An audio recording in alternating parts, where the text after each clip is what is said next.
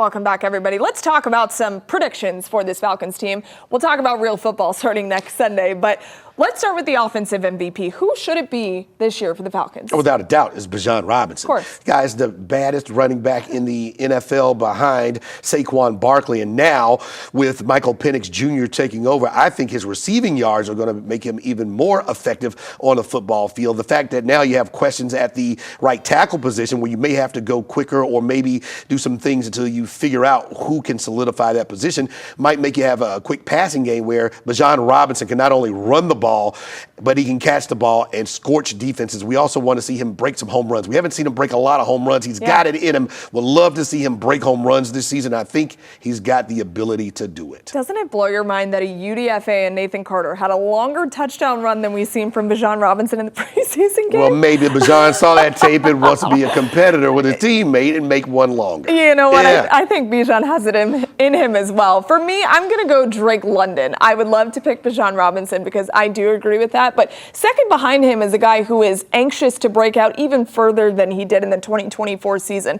He had his first 1,000 receiving yard year last year. He had 9 touchdowns with a quarterback. Remember, there was a hodgepodge of quarterbacks going on for Drake London in his first 2 years, only having 6 touchdowns. He went significantly up in that number, and the targets to Drake certainly went up as well. We don't know what's going on with Darnell Mooney. We're going to get those answers from Raheem Morris, but Drake London is going to be a reliable and often target for Michael Penix Jr. Drake London, 4th in the NFL in receiving yards last year, and that was with Kirk Cousins for 4 weeks, whatever, hurt, whatever, not throwing touchdowns and throwing interceptions. So he had a month where he did not have a productive quarterback delivering the football to him. Put some respect on Drake London's name, okay? All right, let's go defensive MVP. Who are you picking? You know, we look at the youngsters, but we need a veteran. Arnold Ebiketie, he came on strong. He led the team in sacks last year. So if he's able, I know we have big expectations for Jalen Walker, for James Pierce Jr., but it should be a veteran. And we lost Grady Jarrett. It'll be the first time without Grady in a decade.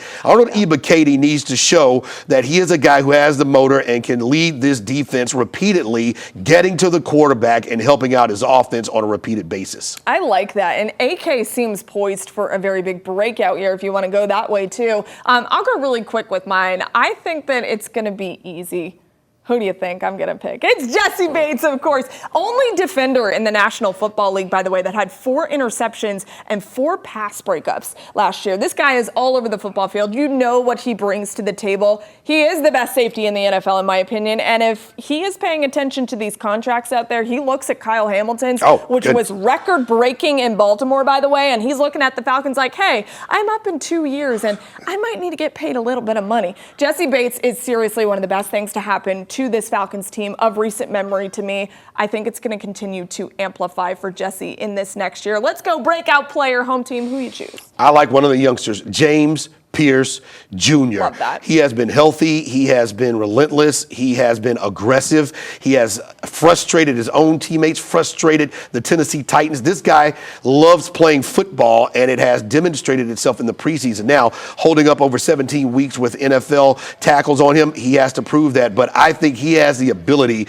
to prove a lot of people wrong who thought it was a reach to go and get him in the first round, giving up a pick next year to get him. But I think it can work out just fine if he is able to wreak havoc from start to finish this year. By the way, Falcons fans, if you are going to see him for the first time in person, you're going to realize just how tall this guy really is. He is a freak of nature. He's going to be unbelievable, I think, for this team. Totally agree with that. My breakout player, I want it to be Ruka Rororo. I'm pulling so hard for this guy in his second year, and I think he's really going to benefit from this attack style that these defensive coaches continue to talk about. Nate Ollie is going to be all up in Ruka Rororo's face and really having a lot of expectations for him. He's going to play primarily inside. That's pretty much all he's going to play. And with the departure of Grady Jarrett, as home team talked about earlier, they need someone to step up. I think Rook is certainly the guy to do that. We saw a small sample size for him in his rookie season, but this is a different type of attack style defense, especially in that interior.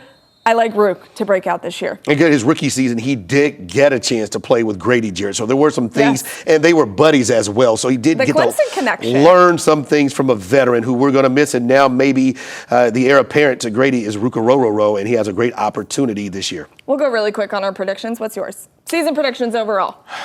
9-8. It will take some prayer and maybe some libations to get through it, I'm sure, as Falcon fans know. But I'm going to say 9-8. They win the South and they host a playoff game. Yeah, if you've ever seen his social media, there is a lot of libations when the Falcons play on Sundays.